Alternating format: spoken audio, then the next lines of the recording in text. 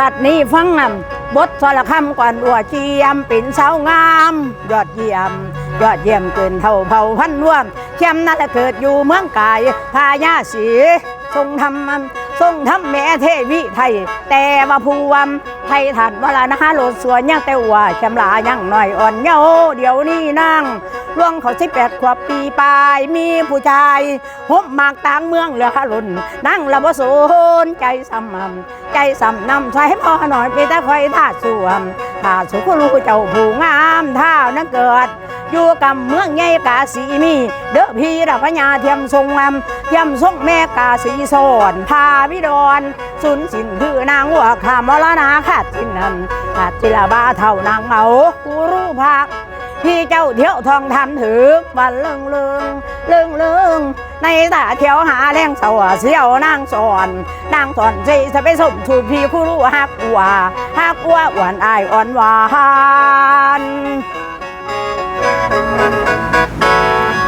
โอ้ยอ่อนซ่อนได้พี่น้องเอ้ยจะแม่นอยากย่ออายุลงวาง15 16นี่ในพี่ชินกรเป็นยังไงเอิญพี่คือวะคืออยู่โอ้ยอ่อนซ่อนพี่น้องได้ล่ำกับผู้บ่าวซ้ำน้อยนี่ก็เป็นผู้สาวซ้ำน้อยด้วยกันนั่นแหละเป็นสาวซ้ำน้อยดอตั้งต่อตามจิตเลยสันนิษสันนุ่มกะละบางขู่รู้ว่าตัวของนางนวลนองนร้องอ้อยอินอามาลินทรงให้นางได้พบเห็นบ่ได้เป็นหมาบ่าวเที่ยวลัดนัดเด้อพี่ละให้ไปสมชวนแล้วบ่มีมันเว้นเที่ยวไปเล่นน้ำกันจนทำใจถล่ำเข้าแล้ว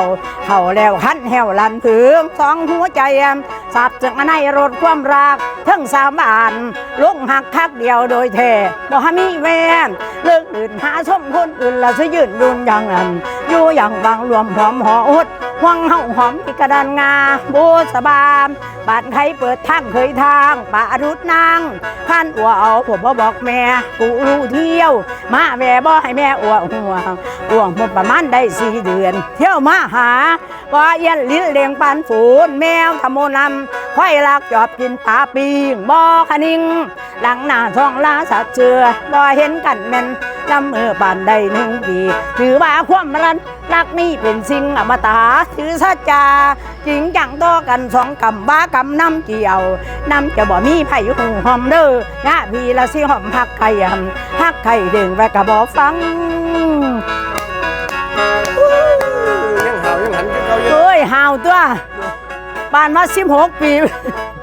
ยุดโยยังฟังเบิงขุนลางบังเอานางไปข้องความ2 ในมุงฟังละสิจุงแขนเขาผ้าขวัญก่อนใครขุนล่างคิดอยากได้นางว่าแต่ดุนแล้วจะลัดเล่งพูนเลี้ยงพูนขามเขตภูเขาเอาทองคำมาขอแต่งเตรียมเต็มที่แม่เทวีห้องอัวยินยอมรับปากลาบนั่นแล้วขันมากเรียบร้